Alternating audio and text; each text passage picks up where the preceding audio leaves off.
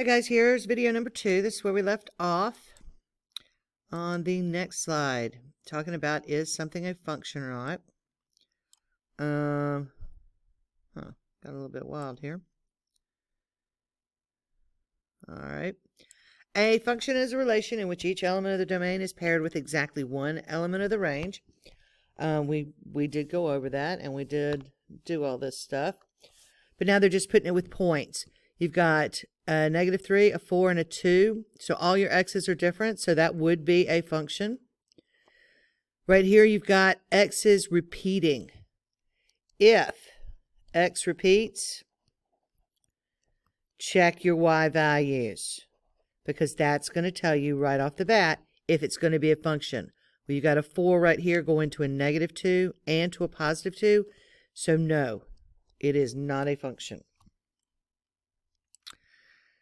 Okay, the domain is composed of the values of the independent variable. That means you can put whatever it is in there you want to put in there. Your range is dependent on what you put in for what comes out. Y is equal to just a basic mx plus b. So whatever x chooses to be, you put it in there, and then that just tells your y what it is. So that's why y is dependent and x is independent. Now, when you're looking in this area, this is a whole range of values here on this. Your domain in this case goes from this point down here to this point up here. So let's say it's from 2 to 12. You would write the domain, which is composed of x, is between 2 and 12. X could be anywhere between 2 and 12. When you are dealing with the range, you are dealing with the low point versus the high point. So let's say this is 1 and that's maybe 10. Well, your range is dealing with y values, so it's going to be between 1 and 10. That's how you are always going to be looking at your domain versus your range. Okay, so once again, here you've got on your domain, it goes from the lowest point, your smallest point, up to your largest point. And you always write your domain that x is between. This right here with the equal sign is if you've got a colored in circle, like we got right here. These are colored in, okay? If you've got open circles, then you're not going to have an equal sign. That would go if these had been open down here, okay? So you want to make sure you're clear on that, okay? The range is along the y-axis. I don't know how I got a typo on that one. The range is along this y-axis, and it is the highest point and the lowest point, but it's along there. Okay? All right, write the domain and range given the graph of the function, and we've got it right here. So in order to write that, I'm going to be looking, my domain is going to be my x being between something, so I'm going to have this. I look at my circles, and they are open, so I do not put an equal sign on them. They are as they are. My lowest one is a -5, and my highest one is a +7. That is my domain. My range, right here, well, that's my y, and it's going to be between two things. I look at my low point, and that's -6, and there's no hole there, so that's colored in. You would actually have a hole in the middle of the graph if it were open. So that -6, your low point, has an equal sign. The 8, on the other hand, is an open circle, so it does not. So your domain here is x is between -5 and 7, and your range of y is between -6 and 8. All right, so we have 4 right here. These are the 4 that you're going to include on your Google Doc and submit to me, where you're writing your domain and your range. Okay, make sure you understand those, and I want to make sure you understand them, so I'm hoping you'll get those in and they'll all be correct. All right, right here, state the domain of each function. This is when you just have a graph. I mean, just have the actual equation.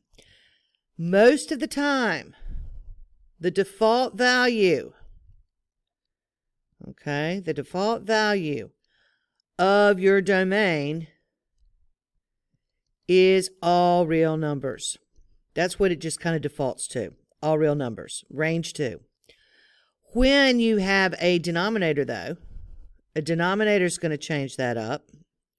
Denominator. Okay, there we go. Your denominator is going to change that up, or a square root is going to change that up. And the reason for this is denominator can never equal 0. If you got a 0 on the bottom, it becomes undefined. So your denominator can't equal 0. That's going to affect your domain. Over here, so far, we're just dealing in real numbers. You haven't done complex numbers yet, and you won't have them on these graphs anyway. So you're just dealing in real numbers. If you're staying in real numbers, anything under here must be greater than or equal to 0. It cannot be negative. So you're going to have to figure out where this cannot equal 0. So you would put in x squared minus 4x and say it cannot equal to 0. Factor out that x. So you would have x cannot equal 0. And x minus 4 cannot equal 0. So x cannot equal 4. So when you're writing your domain here, you would write, and you can write out all real numbers if you like, or you can just put this double bar R, that means all real numbers, and then you would write x cannot equal 0 and x cannot equal 4. Sometimes, it depends on the book, but sometimes they will automatically just assume all real numbers and then put the domain as x doesn't equal 0 and x doesn't equal 4. And they leave it at that, thinking that x can equal any other number except those 2.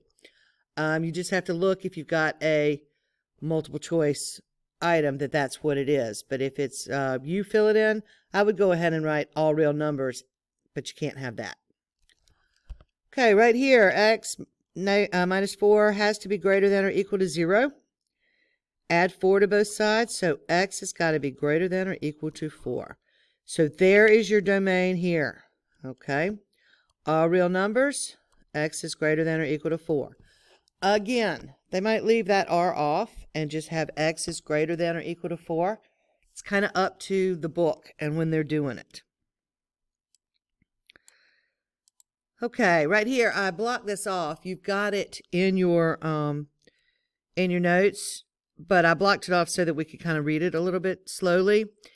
In function notation, okay, the symbol f of x is read f of x and should be interpreted as the value of the function f at x. Similarly, h of t is the value of function h at t. What that means is, if you've got f of x equals 5, that means whatever value you've got at f at x right there, it's coming out at 5. So f of 3 equals 5 would be the point 3, 5. Okay? And f of x is like your y there. And it's in function notation, it's f of x, but it's like your y. Okay? So, this indicates that for each element in the domain that replaces x, the function assigns one and only one replacement for y. So, the ordered pairs of a function can be written in the form x comma y or x f of x.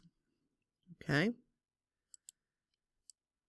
So, every function can be evaluated for each value in its domain. For example, f of negative 4. If f of x equals 3x cubed minus 7x squared plus 2x, can be evaluated as, evaluate the expression for x equals negative 4. So, sorry, what I was doing was reading up there too. What you've got then here is 3 times negative 4 cubed minus 7 times negative 4 squared minus 2 times negative 4. Negative 4 cubed is negative 64. Minus 7 times negative 4 squared is 16. Minus 2 times 4 is a positive, because negative 2 times negative 4 is a positive 8. 3 times negative 64 is negative 192, I believe. 12, yes, negative 192. Negative 7 times 16 is negative 112 plus 8. Okay, so these two are negative, would be added together, and you'd have 4, 0, negative 304 plus 8. They're going to be subtracted, and you get negative 296. So, f of negative 4 equals negative 296. If you put negative 4 in, you get that out. So that's the point. Negative 4, negative 296. Okay? This one, at g of 9, if you've got this. So, g of 9 equals 6 times 9 minus 77. So you have 54 minus 77, which is going to be negative because you got a bigger negative number than you do positive. So that's going to be negative 23. Again, that's the point, 9, negative 23. Okay. H of A. If h of x equals this, well, these are some of the simpler ones because you just substitute it in. 3 times h of A is going to equal 3 times a to the 7th minus 10 times a to the 4th plus 3 times a minus 11.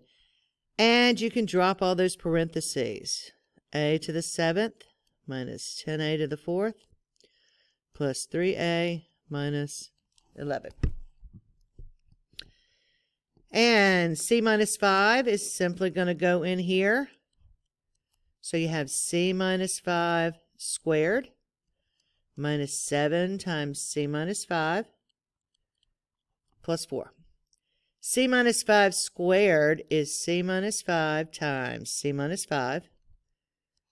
And remember your FOIL, okay, c squared minus 5c minus 5c plus 25. Then minus 7c plus 35 plus 4.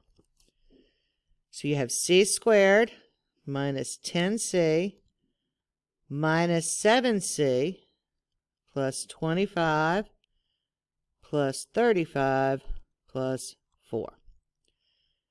And like terms would give you negative 17c there. 25 and 35 is 60 plus 4 is 64. So that's what you get there. J of c minus 5 equals this. That's everything I got, guys. See you later. Good luck.